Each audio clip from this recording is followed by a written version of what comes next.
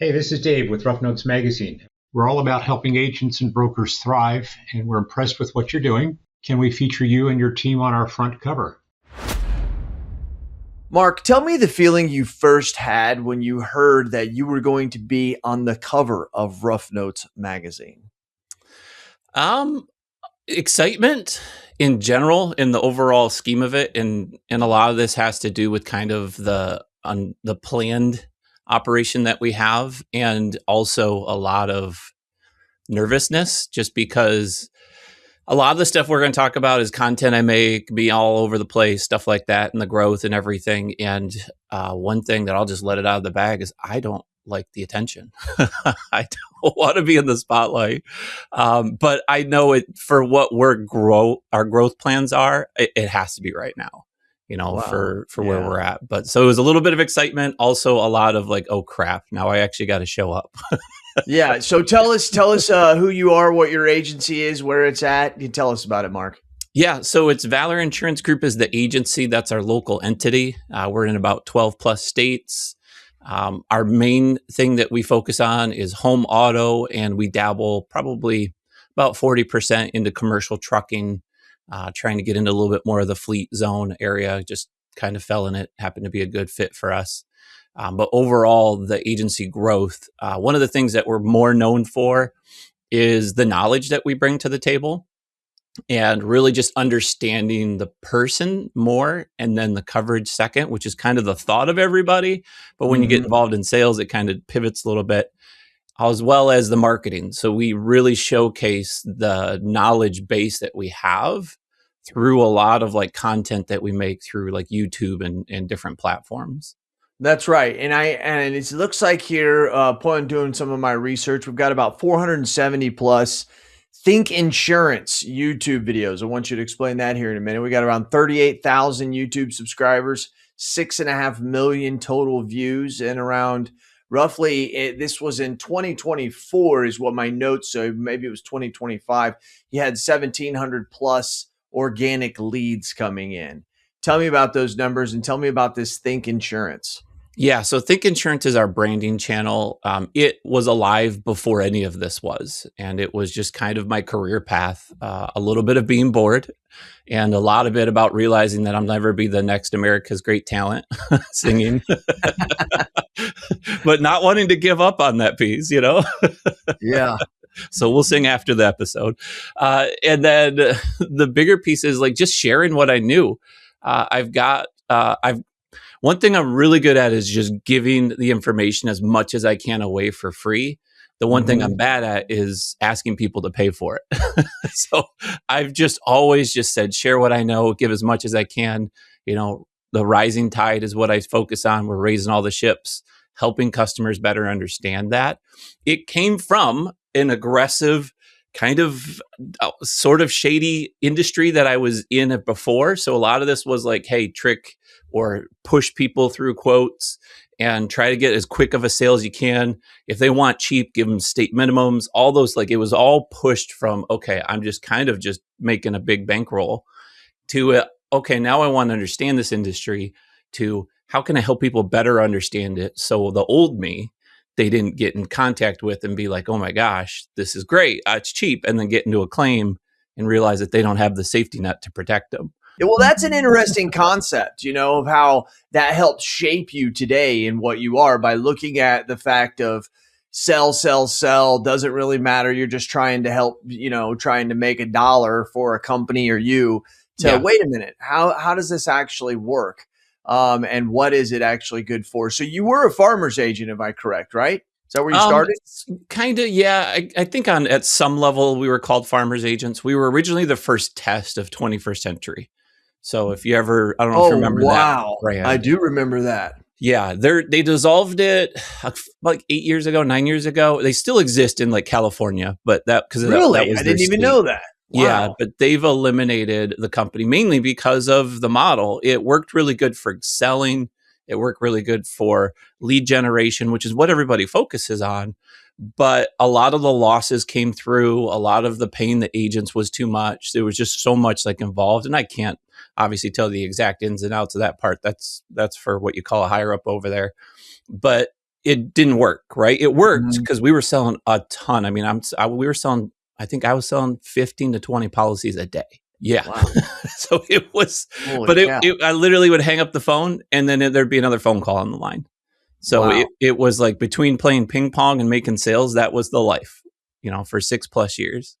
Now, before Valor, you were actually doing YouTube videos before then, right? Yes. So I want a couple questions. What helped you start sharing? What made you start realizing this is what it was? Was it what was going on in society? And what were your colleagues thinking about it?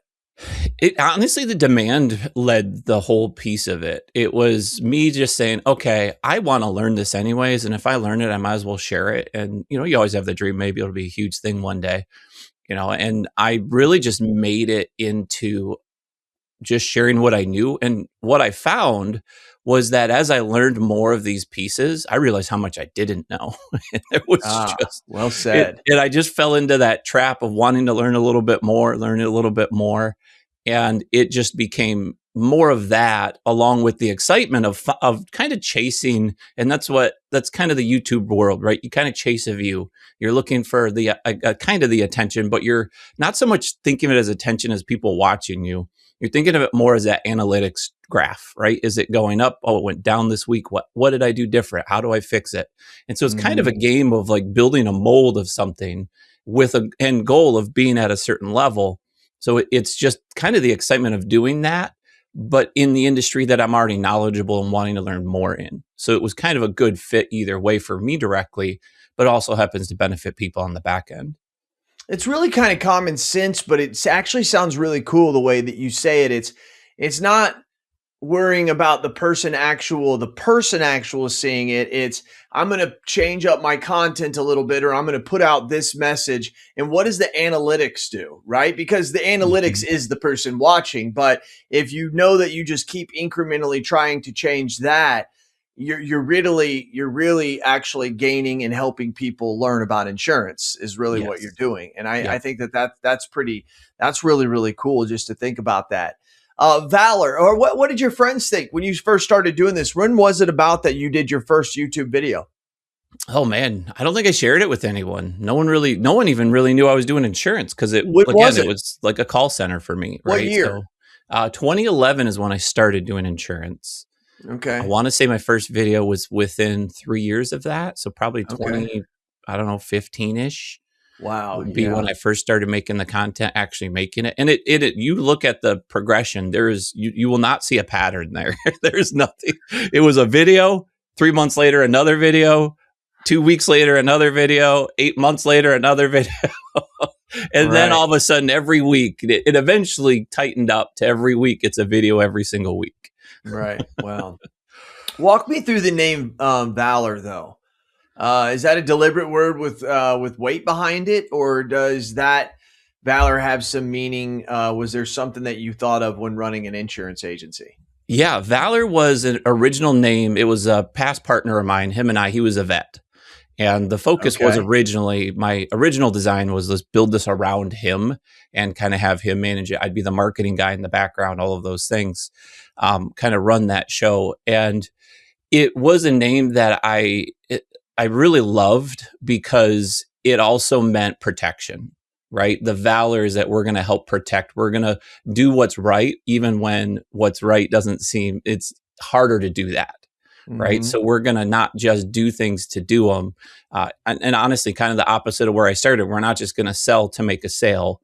We're going to try to focus on protecting the person more than we are just trying to make an extra dollar. Okay. And I love that. I'm big on names. I love like why people come up with names. Every name that I have for any of my businesses all have a reason. So I just love that. And then you've totally grown organically. I think you had a small acquisition, like 75K or something like that. I don't know if that was revenue or premium. I couldn't find that out, but did you like that situation, and what did it teach you? It taught me a lot. I actually want to do more of it. So kind of our current goal is not as aggressive. If there's some podcasts out there where, the young guy in the agency, young owner, in 3 years, I'm going to have 50 reps and I'm going to have, $30 million book and all that. And don't get me wrong, that's still kind of that long-term goal. but it's kind of realized, okay, training 50 people is the problem, not just getting 50 people. People's the hardest part of this business. So yeah, it really is. Goodness gracious. Yeah.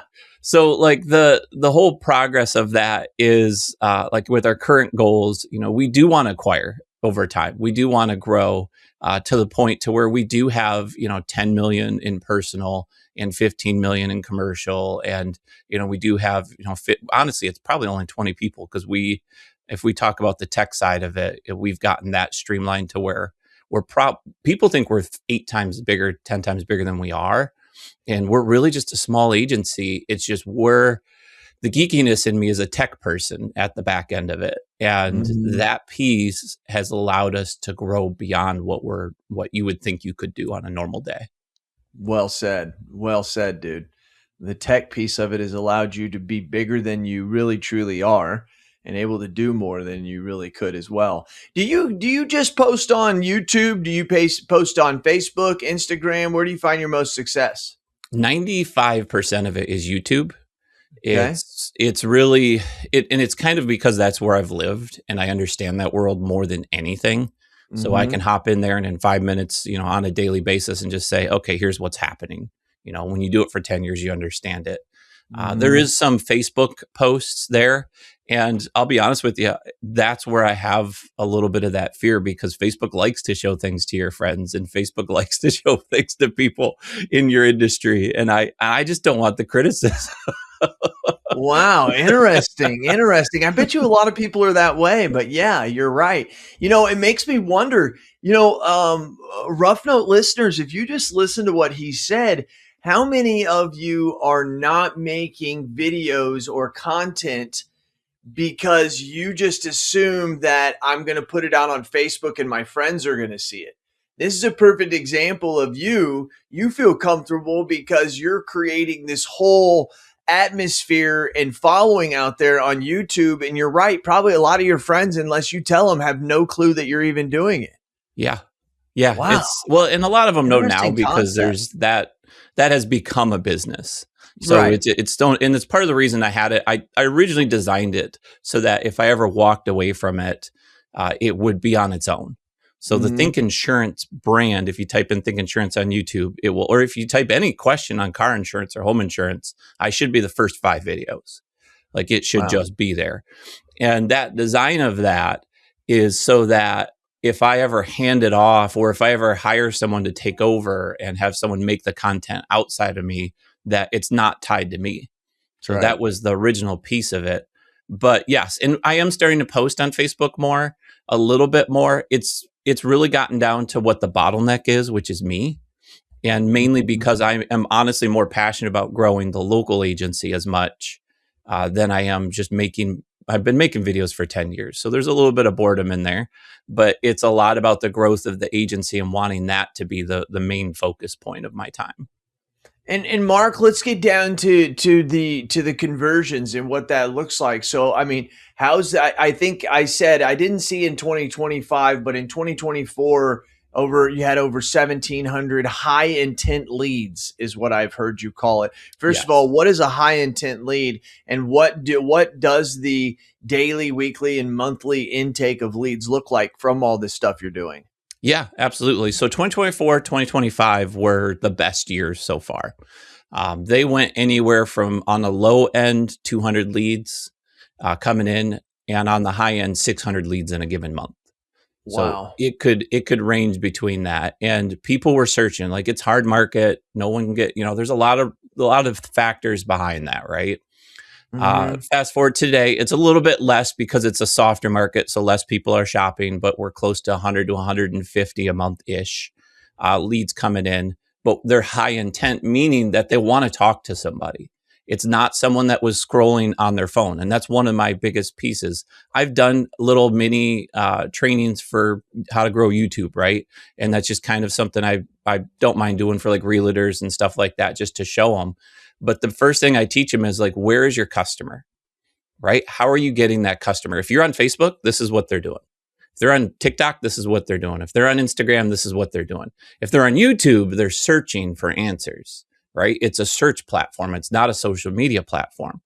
And so my focus was always been and has always been YouTube, partially to make it recommend the videos in Google, right? The thought was, okay, if people are Googling this, nowadays people want to watch a video. So now Google's starting to show the videos on top of that, which is helping a lot more too. So at the end of that process, it's really just that focus piece of trying to just build something that can grow organically without us. Now, lead wise, when we say high intent, high converting, is because probably I'd have to double check the numbers, but during those times when I was really like analyzing every little piece, we were getting about 25% to actually it was closer to 40% of a conversion to an appointment. Oh, wow. So the reason being is, and honestly, the reason we could triple the leads tomorrow. And the reason being is we ask anywhere from 15 to 70 questions. So when they watch that video, they go to my Think Insurance website, Think Insurance Guide, I think it is, and there's a quote there that they fill out.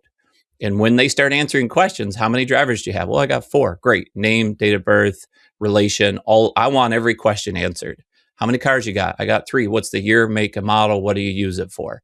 Are you interested in home insurance? Yes. Great. How many square feet is it? What year was it built? What was the roof replaced? Wow. I'm really just focused on weeding out. You're doing against what everybody says to do. Yes. Because that's what's called the long form. Yep. And people are like, oh no, you just want to capture as little bit of information as possible. So they call you. Yeah. But you may get more leads that way. But this way you're saying I'm converting more and I'm getting people who actually, as you said, high intent. Yeah. Yeah. 100%. I mean, on our website, you go to valorinsure.com. That's our main site, right? There's name, email, little box. What do you need? Right? Because we know we want anyone and everyone that goes to that website to talk to us. We'll figure out the rest later. Let me just give me your information. On the YouTube side of it, it's completely opposite. It's all long form. Part of it was to weed out a lot of the tire kickers. Because if you're going to spend the time filling that out, you're probably fairly serious. Very true. Very true. Yeah. And so I think agents get more hooked on, man, I wanted to get 100 leads. That's why I did short form, rather than you're saying, hey, I don't care about 100 leads. I want 10 people is fine with me as long as they're wanting to buy and really wanting to talk to somebody. Yes. I think it's almost like, in a way, it's kind of like either not understanding the game if you want the short form, or you're just trying to fill an ego and say, hey, I got this many leads. Right. That's wild. That is right there, Rough Notes listeners, that is something to pay attention to what he just said. Wow, that is cool. That is really cool, Mark. Good for you in this. And I assume you probably do. Do you give this away as classes, like to real estate agents and stuff like that, as a way to gain leads from them as well? Yeah. I mean, for me, it's just a story. Right. It's just sharing what I've been doing the last 10 years. And if there's a local real estate agent or they're in one of those states and it makes sense to connect with them, then absolutely it's something that we're willing to share with people. I think even for some of my young producers, I have a couple guys that I think would be really, really good. And I think one of the things that you said, and I would love to get your advice to any other agency out there or agency, like what could help them get started? Is there any tips or tricks to that? But you really kind of rocked my world. And I hope that the Rough Notes listeners listen to what you said 5 or 6 minutes ago, because I have 2 young guys that I think would be fantastic. And I don't think they want their friends to see it.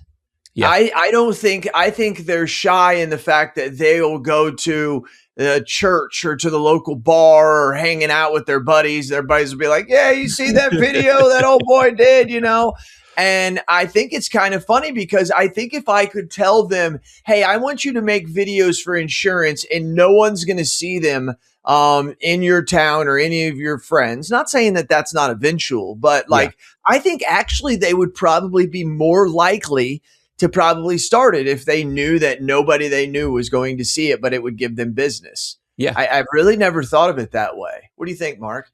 Well, yeah, 100%. The bigger thing for them to understand is your friends will not care. your bosses, your coworkers, everybody, I remember when I worked for somebody and I was making the videos and they sat me down and said, you can't make this video. And I said, how much of the video did you watch? He's like, 1 minute and 30 seconds. It was a 9-minute video. I'm like, so you didn't even hear me explain why that was a bad idea 4 minutes in. He's like, no, but and then he's like, never mind, you can make them, like, so nobody, the people in the industry don't want to relearn the same thing. So they're not likely going to watch it unless they're trying to copy you, right? If they're trying to copy the thing, I would say if you want the quickest route to be successful in this industry is just be opinionated to a point within the reason, right? We're not here to talk politics. Don't get me wrong.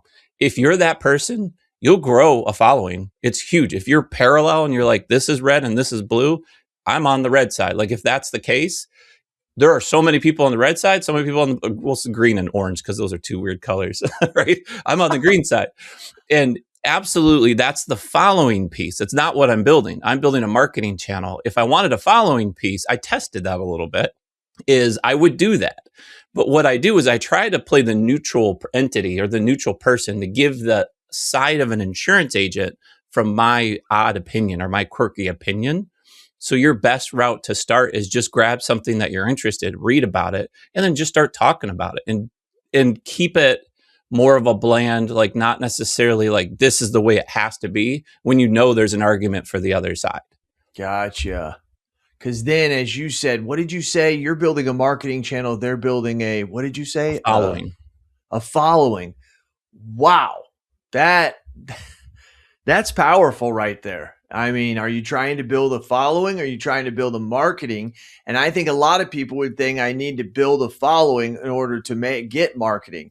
But sometimes you're right. The following, those people are just following you just to see what your next, brash thing to say is, or what are they going to say, or the next soundbite. You're really trying to educate people because, hey, if you have this problem and you searched YouTube, I want to give you the best knowledge I can as an insurance agent without trying to be controversial so that you can actually get your a question answered for what you freaking searched for. Yep. Wow, that's refreshing. That's refreshing. I'm going to tell you, dude, I do a lot of video and I love being in front of video, but I've never had somebody explain it so well as what you have, Mark. That's a very, very good point. If there's anything we can take away from this podcast, it's build a marketing channel, not a following. Wow, that is good. All right. So as we kind of come to the end here, I want you to tell me we got a couple more things I want to talk about, but as we're towards the end of the podcast, tell me about this Ian. Am I right about that? Ian. Yeah, tell me about Ian and tell us all about Ian. Ian's our AI that we just named him that. We never really came up with a great name. It's just Insurance Agents Networker is what we call him, Ian. Okay. And he does all of our appointment bookings. So he does a lot more, but we have it all shut off. We're not ready for some of that stuff. When a lead comes in, what happens is that lead, we know speed to lead matters. Now, I'll be honest with you, the Think Insurance leads don't matter as much speed to lead because usually they're not shopping. Or if they are, they didn't go out and do 12 quotes. If you did the video correctly anyways. Yeah. So we do have a day or two that we could process and call them later. So it's not as big of a thing, but I grew up in the lead game and I bought, hundreds of leads a day. I honestly ran a department of 10 agents that we literally just called. It was outbound dials. When we got a lead, we'd transfer them to an agent. Right. So that's always been in my mindset is like, it's still speed to lead no matter what. And Ian does that. So what Ian does is he goes out and he starts texting them right away. Once the lead comes in, I honestly have it delayed about a minute or two just because I don't want it to feel like a robot. And so I've got it delayed a hair, and then it creates the appointment for the agent. So our focus is to be busy enough to where the agent doesn't have time to outbound. We're going to unfortunately let that low-hanging fruit go. And if they didn't schedule an appointment, the agent's busy enough that they're not going to follow up on the ones that didn't want or didn't take the time to schedule. And so Ian goes out, it texts back and forth. It's AI, so it has its own conversations with people within the whole point of just booking an appointment.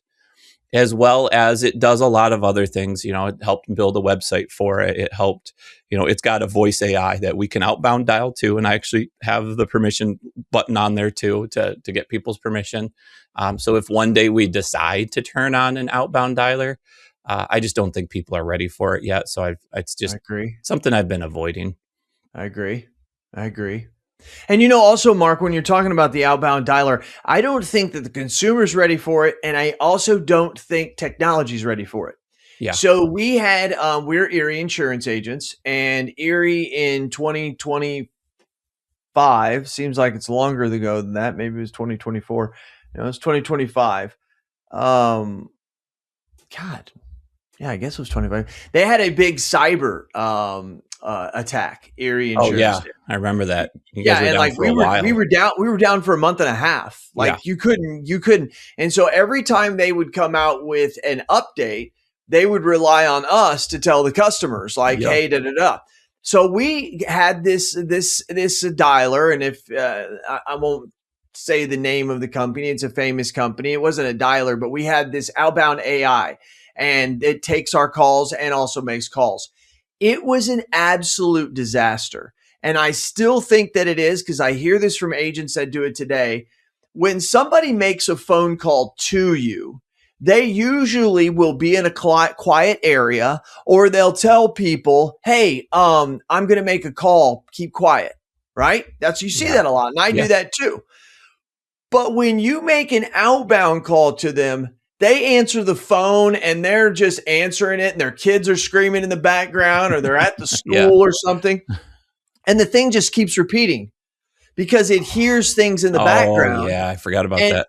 And it'll stop, and then they'll be like, hello, and then it'll repeat what it said. Yep. It took us just 2 times of sending things out to where so many people were like, look, just call me. I mean, I'm sitting here answering live agent. Yeah. And the thing is it's answering all the time. So it's calling and they're answering and they can't get it. So they hang up and it calls back. And it's like, this is ridiculous. And so all these agents who are like, oh, well, I use these AI tools to make all these outbound calls. I'm like, man, either number one, you're lying, or number two, you're not talking to your customer about how great that is, or even the prospect, because, you know, it is not. Now, you call, I've noticed if you call AT&T or you call some big time corporation, those are good. Those are good systems to where, you're talking to AI. And you could even be like, well, hold on just a minute. And she'll keep kind of talking, and then she'll kind of catch. I say she, you know what I mean? Whatever it is. But I think it's really, really wild. And I'm with you. I do not think the customer is ready for that 100% yet. They're gaining every day. But I just don't think technology has found that part out. It's got to be able to sense the voice that it's talking to and filter everything else out so that it only replies if that person. It's just really, really weird. It totally, truly is. And if you think about it, the way that we communicate, we run over each other all the time. I'll cut you off in the middle of something. You'll cut me off. As long as you're not doing it deliberately and overwhelmingly, that's a part of how we talk. So when you're talking with AI, I just, I'm sorry, I got on my no, you're right. It will get to the point to where it will fix it. That will be a fix probably, I would guess, 5 to 10 years from now. I agree. And I'm anti-AI, to be honest with you. At least the voice AI, I don't want it to take over. I have to play the game to be ready for it. That's why Ian is sleeping in the background, right? He's ready to go once I turn him on. But I think, like you said, it is a headache for the customer now. I personally, if I think it's an AI, I will not talk to it. I'm that much against having, and actually I'll tell you a story, and hopefully my parents never watch this. My dad does taxes part-time. My mom is kind of a work from home for some health and stuff like that. And we've been doing our taxes, and I'm just kind of hemming and griping about it because I'm not a fan.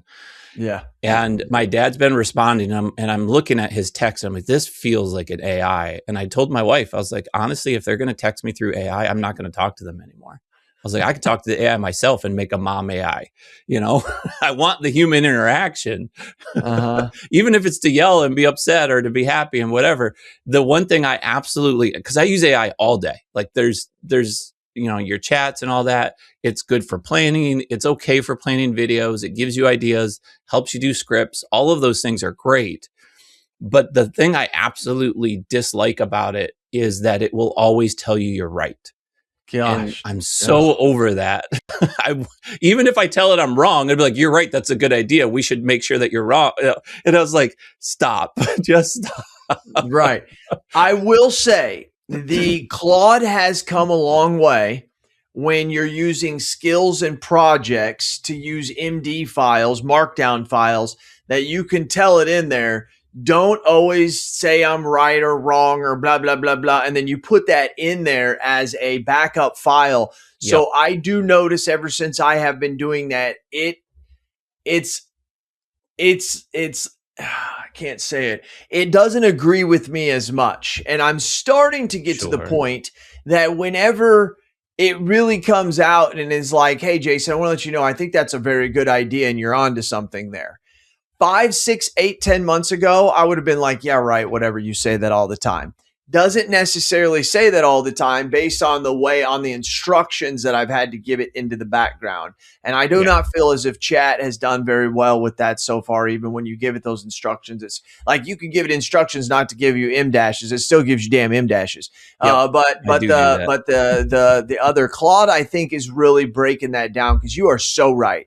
I mean, it's not demoralizing, but it's demotivating when the fact that you're really trying to do something and you're really trying to get its opinion. And it's like, no, I think that's correct. And as you said, you can literally get the whole reasons of why it thinks it's correct and then take those reasons and go into another chat and say, here's why I think this is a bad idea. Opposite of all those, it'll go, you're right. That's a bad idea. Yeah. And you're like, okay, wait a minute here. That's not real. That's not even close to being real intelligence, you know? So I'm with you. I'm 100% there with you. It's getting better. So wrapping up, you won 2025 Liberty Mutual Safeco Agent for the Future Outstanding Agency Overall Award. I think that's pretty cool. Yeah. So like, because I think there's multiples that win across certain regions of America. And did you win that and then the overall, or what does that mean? So I think there's only like 5 or 6 agents of the future total in all of Liberty / Safeco. And we were one of them just a couple months ago. So we just got awarded that. You just fill out, what you're doing, and they look at what you're doing and compare it to a lot of the agencies out there and just say, you guys are the agent of the future, which is amazing. And the reason we did that was the same reason. Like I submitted that because it's the company needs the recognition. The employees need the recognition. I feel like, that's something worth noting. And I know that when everything comes in, AI is the focus, right? How do I get cheaper insurance? Who's the best insurance near me? I need those accolades to push our agency locally.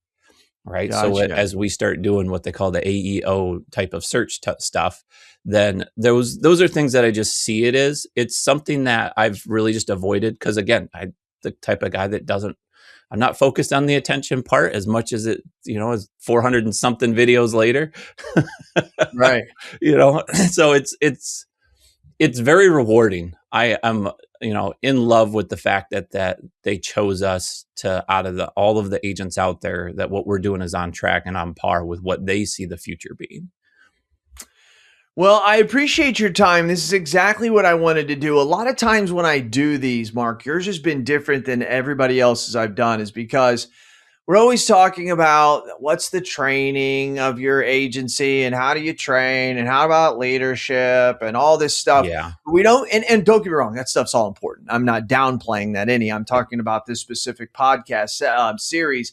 I was overwhelmed on the fact that this is something that agents need to hear more about, right? And then I'll probably make a bunch of people mad when I say this, and I'm not trying to. But the Rough Notes readers and the Rough Notes listeners are a different type of agent. They're usually more of a veteran agent. They're Sure. usually more of a legacy agency. Not all of them. I understand that. I'm once again broad brushstroke, everybody. Don't get mad at me. But I'm just saying, if I say to a lot of the agents that are 20s and then their 30s and even 40s as agency owners, and I say, hey, have you heard of Rough Notes? A lot of them haven't. A Right. lot of them haven't. And if they have, they've been like, yeah, I think we get that magazine. And a couple of them open it. But this is why I think this is important, though, is number one, we're serving two purposes. It's to get the attraction in the ear of those people. Yeah. But it's I didn't know also you guys.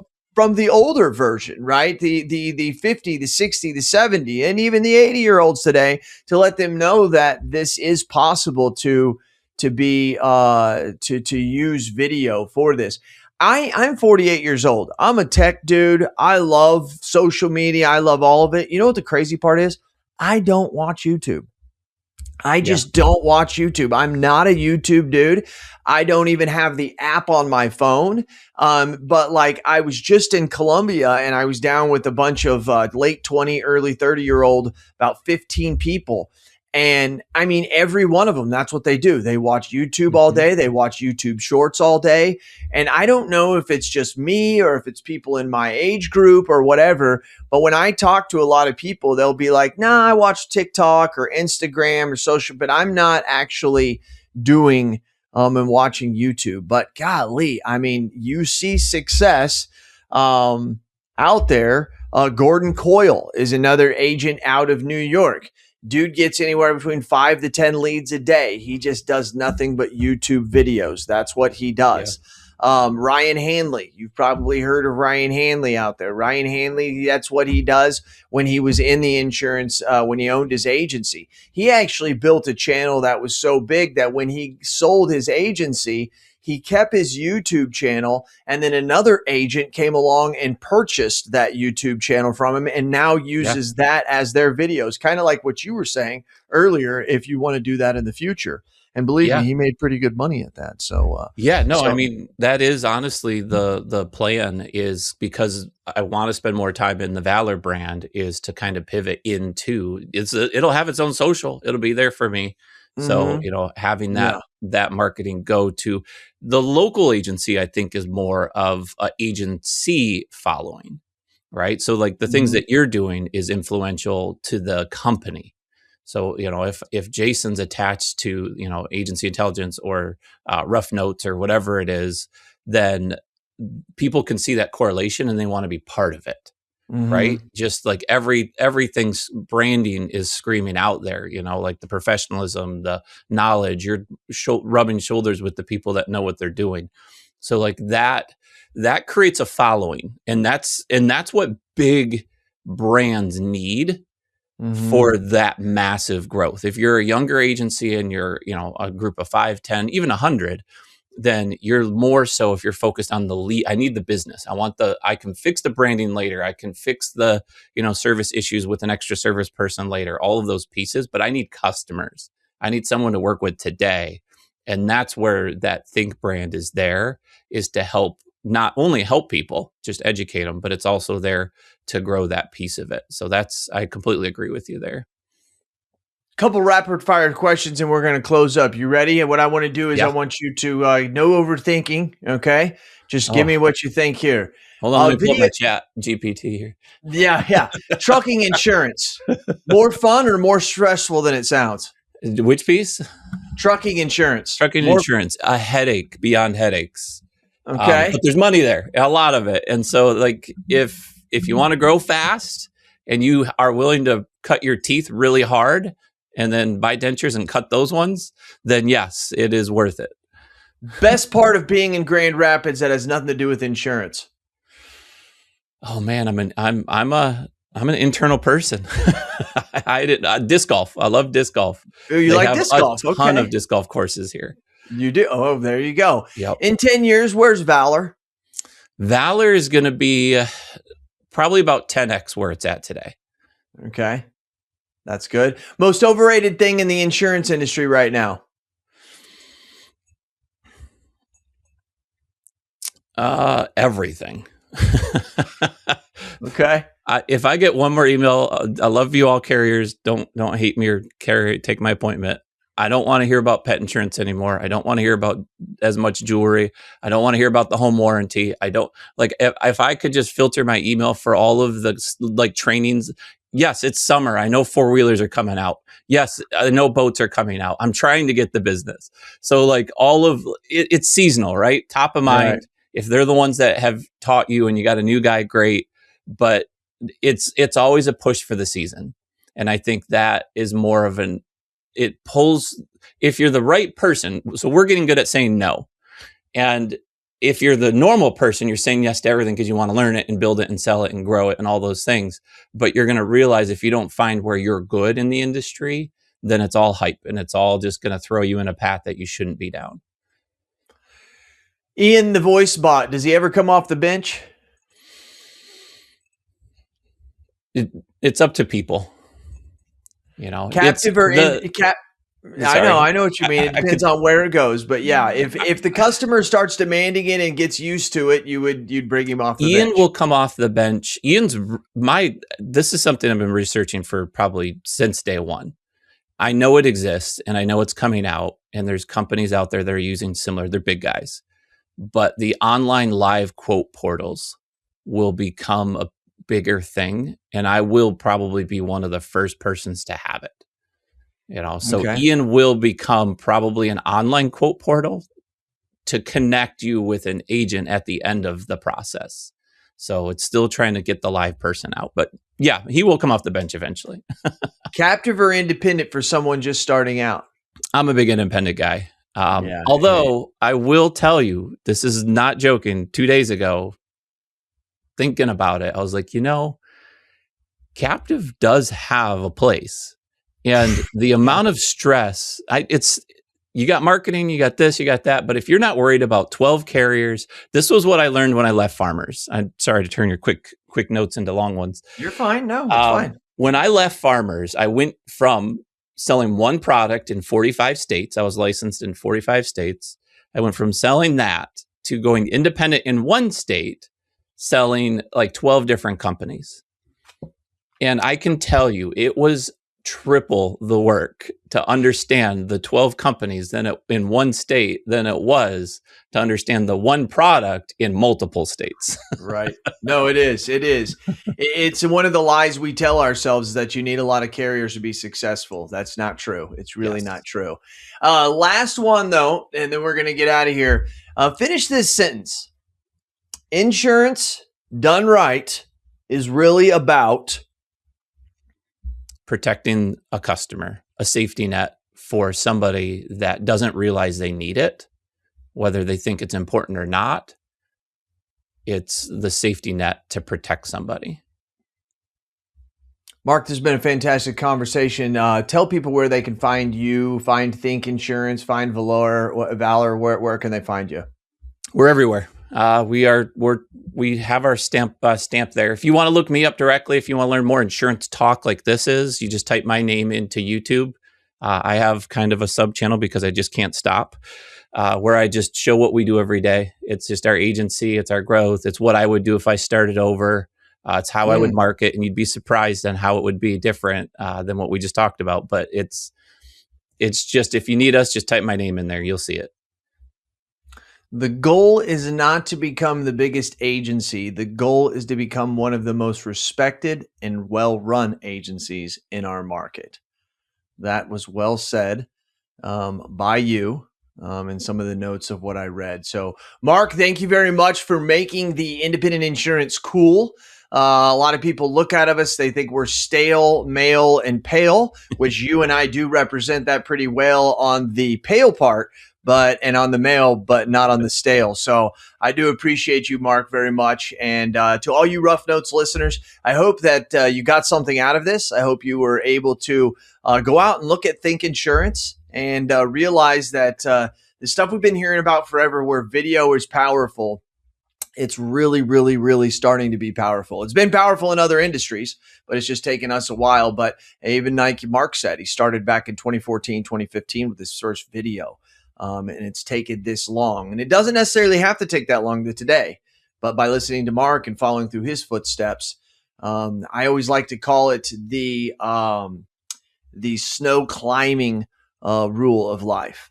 And you notice that whenever you'll see people going up a mountain and they're trudging through the snow, they're usually in a line, following behind each other, not side to side. That would be very inefficient to do that, because the person in the front is banging down the snow, making it easier for everybody else, but also understanding where the pitfalls are. You only have one person who falls off the ledge, and obviously they catch them, but if we were all walking together, we'd all fall off the ledge and there'd be nobody to catch or anybody to teach everybody behind them. So you can learn from Mark as he trudges up the snow first. Mark, thank you very much for your time, man. Appreciate it very much. Thanks, everybody. Appreciate it. Thank you, Rough Notes listeners.